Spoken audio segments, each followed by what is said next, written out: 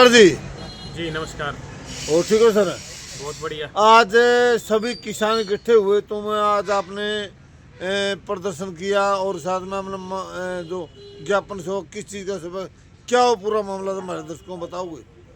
जी आज हमने राष्ट्रपति जी के नाम ज्ञापन दिया है, जो हमारे किसान नेता हैं PR पांडेयन जी तमिलनाडु से। हाँ जी। उनको पिछले दिनों तमिलनाडु की एक सेशन कोर्ट ने उनको 13 साल की सज़ा सुनाई है। और सज़ा जो सुनाई है वो एक बिल्कुल ही झूठा और फर्जी मुकदमा ONGC कंपनी जो है भारत सरकार की कंपनी है, जो तमिलनाडु के अंदर एक संरक्षित कृषि क्षेत्र जिसको घोषित किया गया है, प्रोटेक्टेड एग्रीकल्चर जोन, जो क्षेत्र सिर्फ कृषि के लिए संरक्षित किया गया, उसके अलावा वहाँ पर कोई गतिविधि नहीं चलाई जा सकती। ऐसे संरक्षित कृषि क्षेत्र में ONGC कंपनी द्वारा वहाँ पर अपना प्लांट लगाने का काम किया जा रहा था। खुदाई का कार्य, खनन का कार्य वहाँ पर चल रहा था। उस कार्य के दौरान वहाँ पर गैस का रिसाव हुआ। 2013 की ये बात है। गैस का रिसाव होने की वजह से स्थानीय पर्यावरण पर और स्थानीय जनजीवन पर भयानक संकट उत्पन्न हो गया।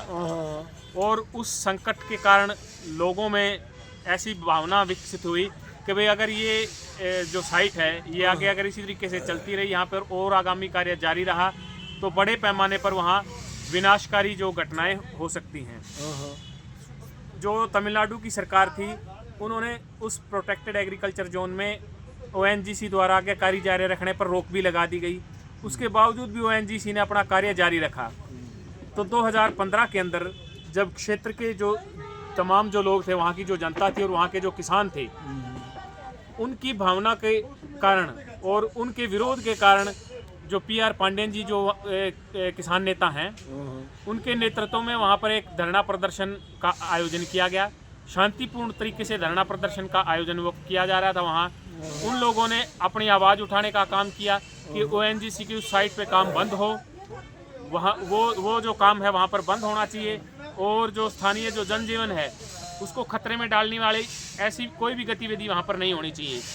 लेकिन ONGC कंपनी ने अपने हितों को साधने के लिए और जो लोकतांत्रिक तरीके से अपने प्रदर्शन की जो हमें अधिकार मिला हुआ है उसको दबाने के लिए, लोकतांत्रिक आवाज़ को कुचलने के लिए, उन्होंने झूठा मुकदमा PR पांडेयन जी और अन्य किसानों के खिलाफ वहाँ पर दर्ज करवा दिया। उस मुकदमे के अंदर 13 साल की सज़ा उनको सुनाई गई है। तमिलनाडु की सरकार ने और केंद्र सरकार ने किसी भी तरीके से पर्यावरण को बचाने का जो कार्य था, जो उनकी सरकारों की जिम्मेवारी बनती थी, अपनी जिम्मेवारी निभाने से परहेज किया, गुरेज किया।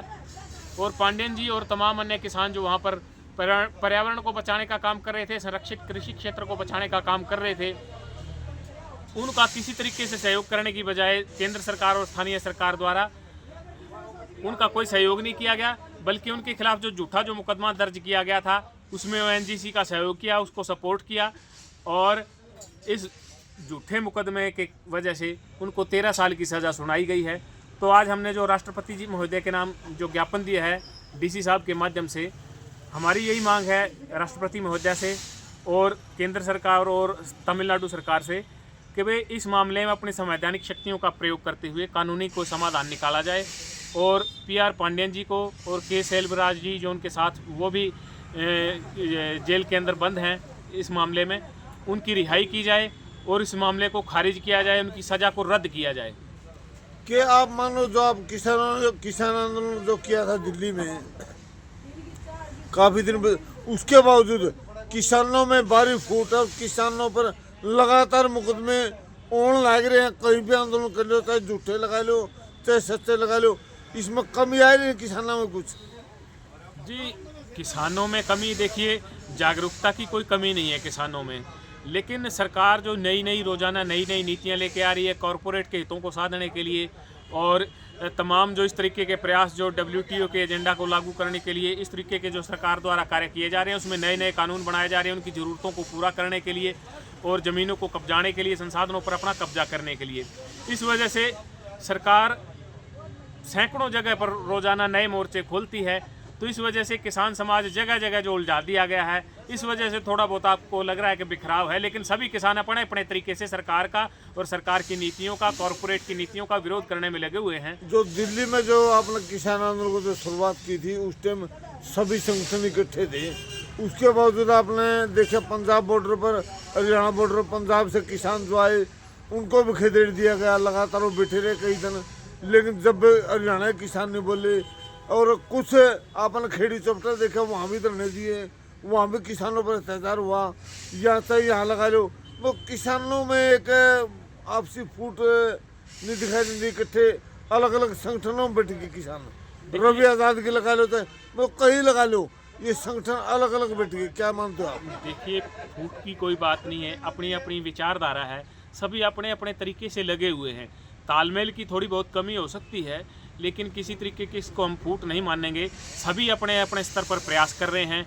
मैं जिस तरीके से सभी लोग अपने अपने स्तर पर प्रयास कर रहे हैं और ज़्यादा से ज़्यादा किसान जो है अपना कोई ना कोई विरोध प्रदर्शन या इसी तरीके से सरकार की नीतियों के कारण उनके हकों पर जो डाका डालने का काम किया जा रहा है उसके हक में और सरकार के विरोध में, नीतियों के विरोध में अपना प्रदर्शन कर रहे हैं। तमाम किसान, हम तो ये बहुत बढ़िया बात समझते हैं कि तमाम किसान अपने अपने स्तर पर जागरूक हो करके सरकार की जो जनता विरोधी नीतियां हैं, किसान विरोधी नीतियां हैं, मजदूर विरोधी नीतियां हैं, उनका विरोध करने में लगे हुए हैं।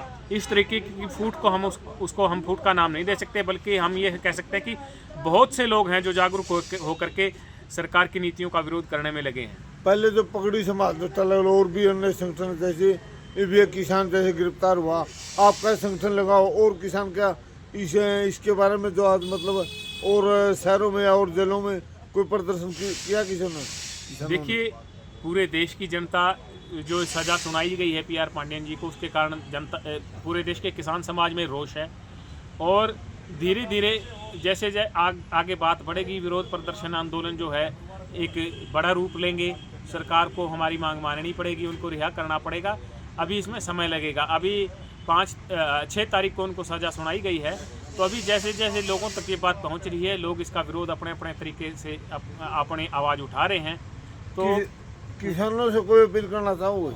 जी, किसानों से यही अपील है, सरकार की जो अब इस देश की जनता के विरोध में जो नीतियां हैं, कॉरपोरेट का हित पोषण करने के लिए देश की जनता के अधिकार छीनने की जो नीतियां हैं और किसानों की खिलाफ, जो किसानों के हकों के खिलाफ निरंतर सरकार जो है उनके हकों के खिलाफ जो कार्य कर रही है, उनको जो हक उनके बनते हैं वो देने की बजाय, MSP गारंटी कानून बनाने की बजाय और किसानों के तमाम जो ज़रूरतें हैं उनको पूरा करने की बजाय, फसल वाजिब दाम पर खरीदने की बजाय कॉरपोरेट के हितों को साधने का काम कर रही है। तमाम जो संसाधन हैं कॉरपोरेट के हाथ में सौंपने का काम कर रही है।